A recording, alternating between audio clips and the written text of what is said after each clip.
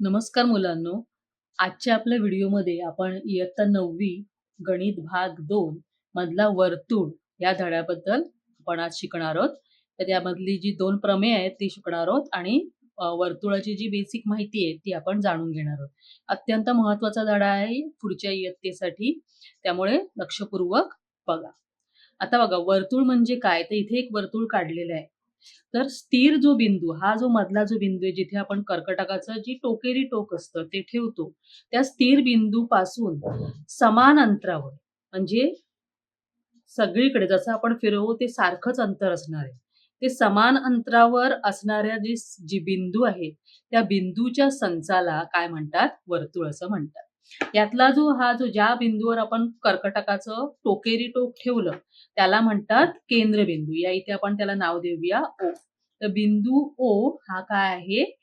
त्या वर्तुळाचा केंद्रबिंदू. त्यानंतरची पुढची जी संज्ञा आहे ती आहे त्रिज्या. आता त्रिज्या म्हणजे काय? तर वर्तुळाचं जे केंद्रबिंदू आहे तो आणि वर्तुळावरील, म्हणजे हा बाहेरचा जो भाग आहे कडेचा, त्या वर्तुळावरील कुठलाही एक बिंदू, जर आपण या इथे आपण बिंदू घेतला आणि तो जर जोडला, तर जो रेषाखंड तयार होतो त्याला म्हणतात वर्तुळाची त्रिज्या.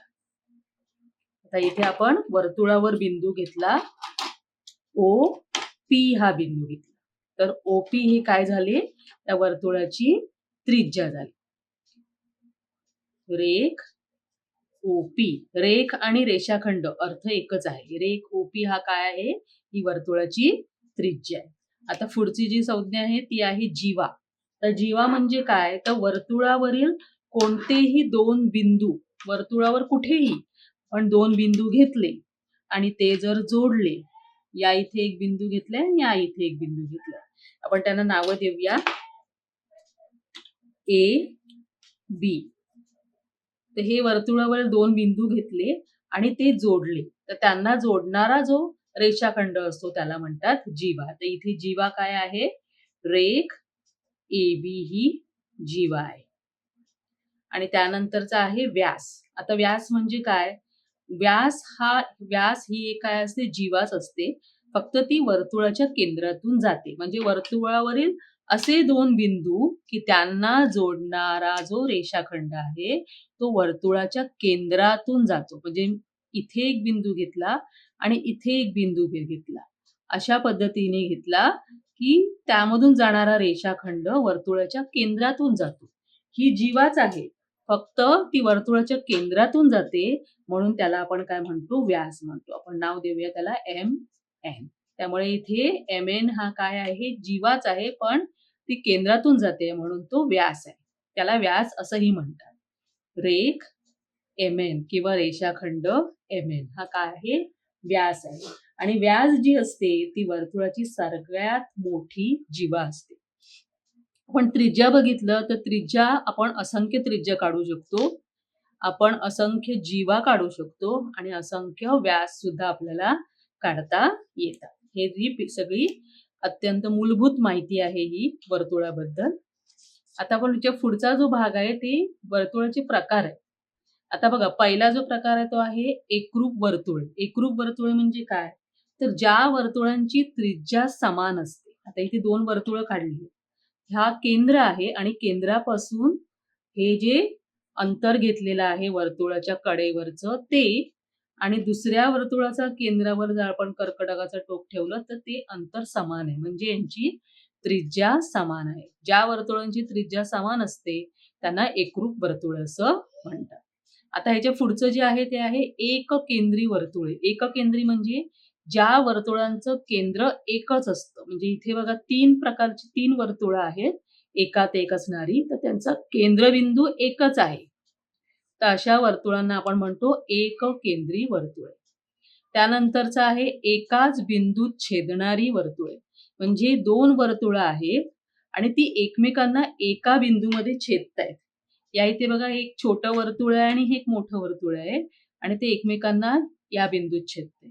त्यानंतर ही एकात एक, एकाच्या आतमध्ये दुसरं असं दोन वर्तुळे आहेत आणि ती एकमेकांना या एका बिंदूत छेदतात. इथे हा ए बिंदू आहे आणि इथे बी बिंदू, या बिंदूंमध्ये छेदतायत. ते एकाच बिंदूत छेदणारी वर्तुळ आहे. पुढचा जो प्रकार आहे त्याच्यामध्ये 2 बिंदूत छेदणारी वर्तुळ. 2 वर्तुळं आहेत आणि ती एकमेकांना 2 भिन्न बिंदूत छेदतायत.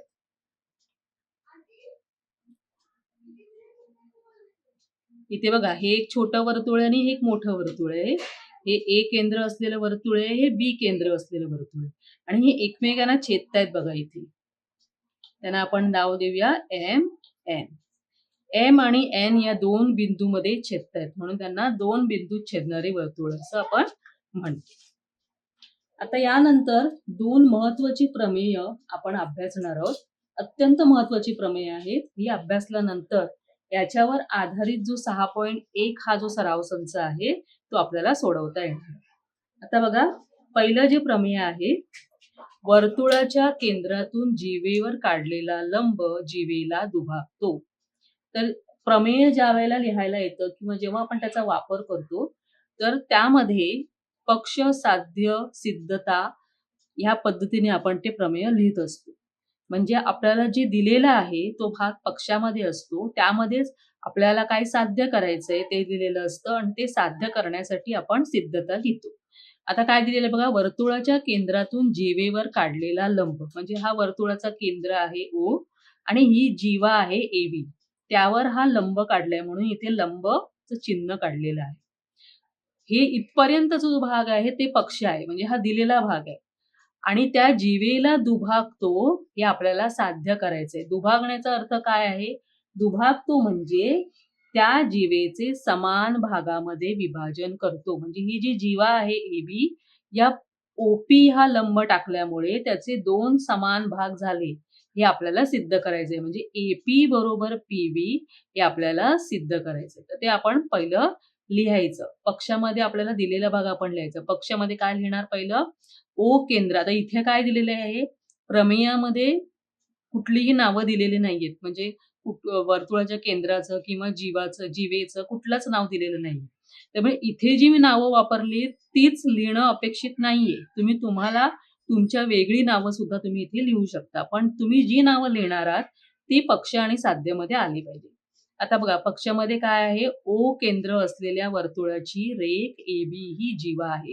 हे पहिलं पक्ष आहे. हे दिलेलं आहे. आणि दुसरं काय आहे? रेख OP लंब जीवा AB. हा जो OP आहे हा AB ला लंब आहे. हे सुद्धा दिलेलं आहे.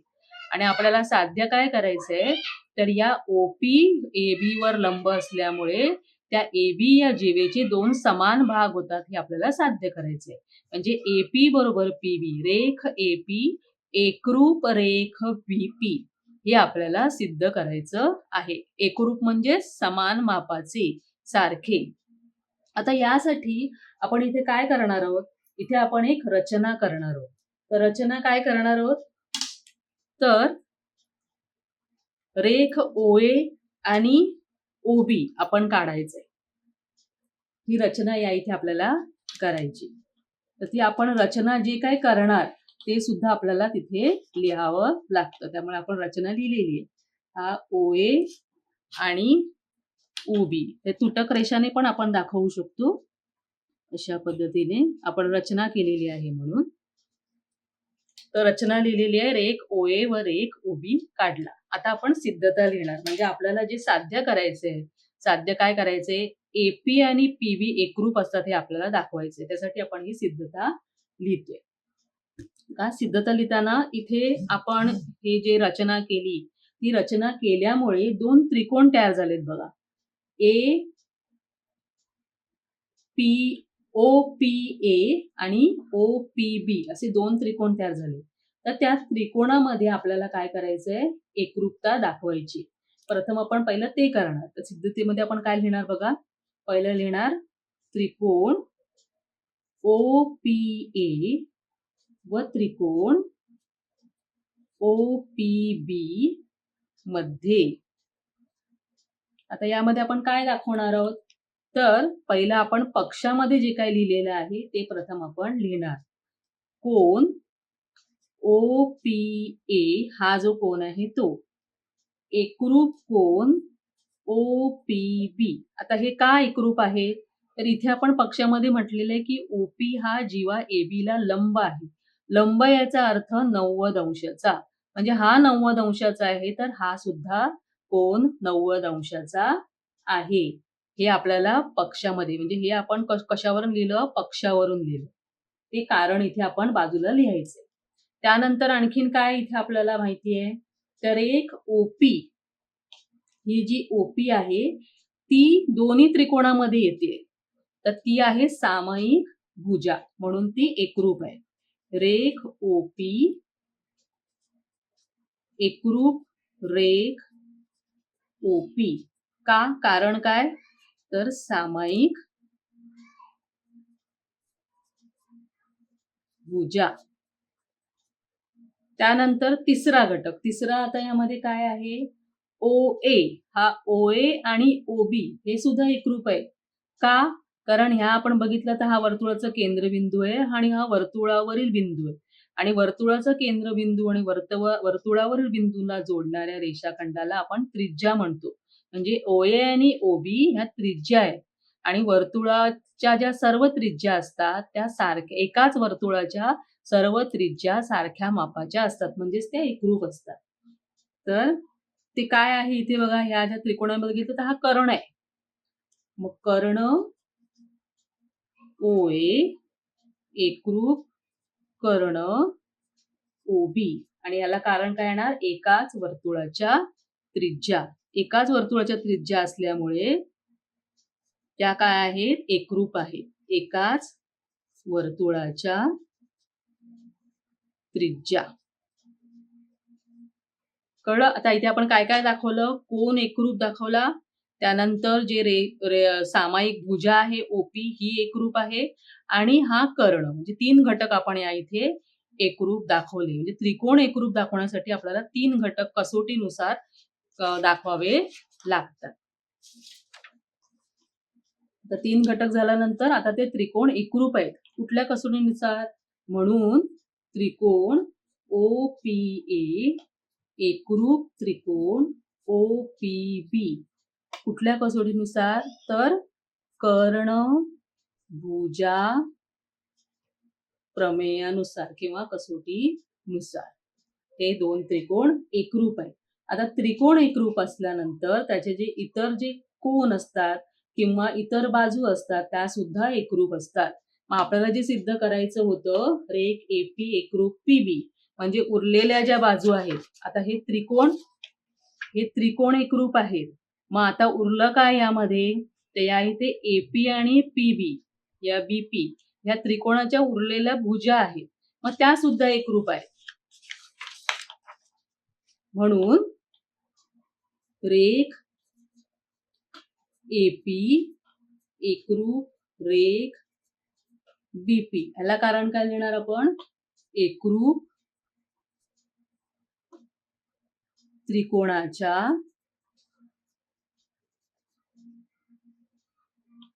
संगत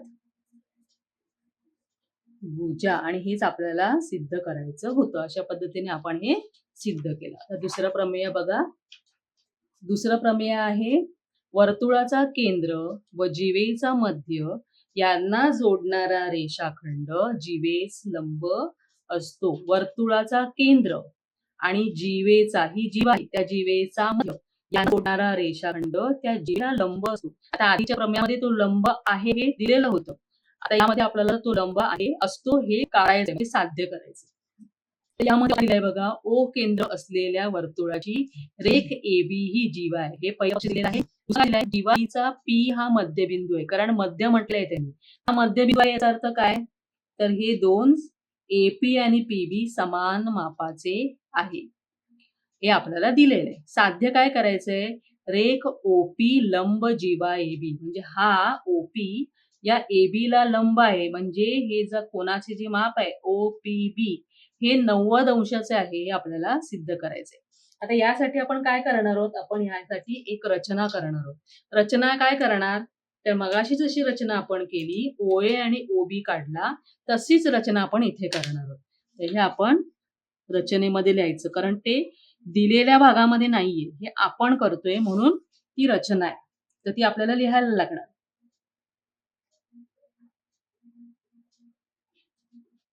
तर एक ओए वर एक ओबी काढला. हे आपण काय केलेलं आहे रचनेमध्ये लिहिलेलं आहे. तर आपण आता सिद्धता लिहायला सुरुवात करूया.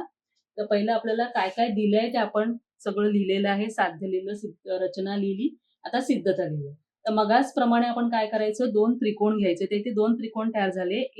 OPA आणि OPB. तर त्रिकोण आपण त्याचं नाव कसंही लिहू शकतो. AOP व त्रिकोण BOP मध्ये. बघा या त्रिकोणामध्ये आता पक्षानुसार ज्या गोष्टी दिलेल्या आहेत त्या प्रथम लिहायच्या. आता पहिलं काय दिलेलं आहे, रेख OA एकरूप रेख OB. तर ह्या काय आहेत, एकाच वर्तुळाच्या त्रिज्या आहेत म्हणून त्या एकरूप आहेत. एकाच वर्तुळाच्या त्रिज्या. आता पुढे आणखीन काय येणार आहे बघा, ही सामायिक भुजा, मगासारखं सामायिक भुजा येणार आहे. आणि इथे AP आणि PB एकरूप आहेत, हे ह्या पक्षामध्ये दिलेलं आहे. त्यामुळे 3 घटक आपल्याला इथे मिळून जातील. बघा दुसरं काय येणार, रेख OP एकरूप रेख OP. का? कारण ती सामायिक भुजा आहे. सामायिक भुजा. आणि पुढचं काय येणार, रेख AP एकरूप रेख BP. हे पक्षामध्ये दिलेलं आहे, जे आपल्याला सुरुवातीला दिलेलं होतं. आता यावरून 3 घटक आपण दाखवले एकरूप.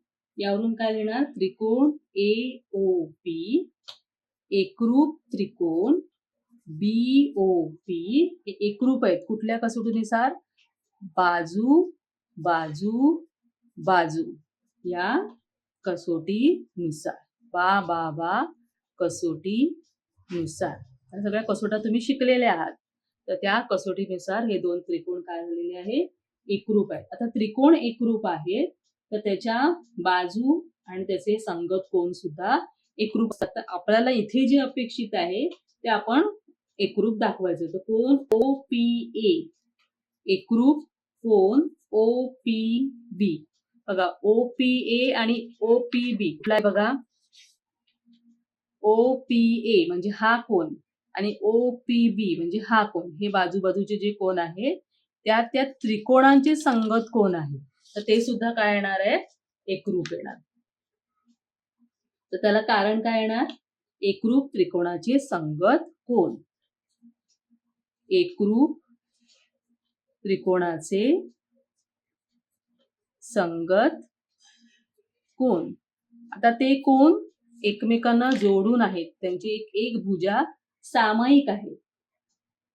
तर ते संगत कोन एकरूप आहेत आणि त्यांची एक भुजा सामायिक आहे. म्हणजे ते कोन कसे आहेत, तर कोन OPA अधिक कोन OPB बरोबर 180 अंश. म्हणजेच ते कसे आहे, रेषीय जोडीतील कोन आहेत.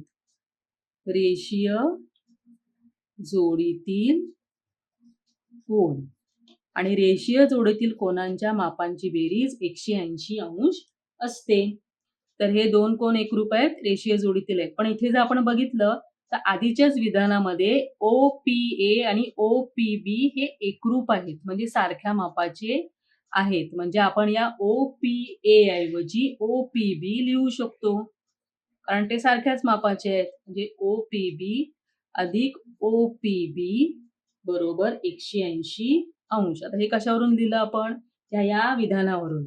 तर या विधानावरून लिहिण्यासाठी आपल्याला काय करावं लागेल, त्याला एखादा नंबर लिहायचा. इथे विधान 1 लिहिलं तर विधान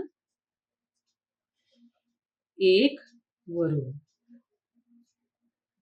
OPA आणि OPB समान आहेत म्हणून OPA ऐवजी आपण OPB लिहिला. तर दोन समान झाले म्हणजे काय येणार, दोन कोन OPB बरोबर 180 अंश.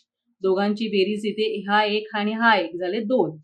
आता आपण OPB काढूया. कोन OPB बरोबर 180 भागिले 2 म्हणजेच किती, 90 अंश. म्हणजे OPB आला 90 अंश आणि OPB 90 अंश आहे याचा अर्थ OPA सुद्धा 90 अंश आहे. याचाच अर्थ काय? तो जो रेषाखंड काढला OP तो त्या जीवेला लंब आहे. म्हणून रेघ OP लंब जीवा AB आणि हेच आपल्याला सिद्ध करायचं होतं. तर अशा पद्धतीने आपण काय केलेलं आहे, हे सुद्धा सिद्ध केलेलं आहे. तर आजच्या आपल्या या व्हिडिओमध्ये आपण वर्तुळासंदर्भात माहिती घेतली आणि 2 जी हे आहेत, प्रमेय आहेत, महत्त्वाची प्रमेय ती शिकलेलो आहोत आपण. तर या 2 प्रमेयांचा वापर करून आपण जो सराव संच आहे 6.1 तो सोडवणार आहोत. तर आपल्या पुढच्या व्हिडिओमध्ये आपण तो सराव संच सोडवणार आहोत. तर नक्की तुम्ही तो व्हिडिओ बघा. या आधीचे माझे व्हिडिओ तुम्ही जर बघितले नसतील तर तेही बघा. माझ्या चॅनलला जर अजूनपर्यंत तुम्ही सबस्क्राईब केलं नसेल तर नक्की सबस्क्राईब करा, लाईक करा, शेअर करा. तर भेटूया आपल्या पुढच्या व्हिडिओमध्ये. धन्यवाद.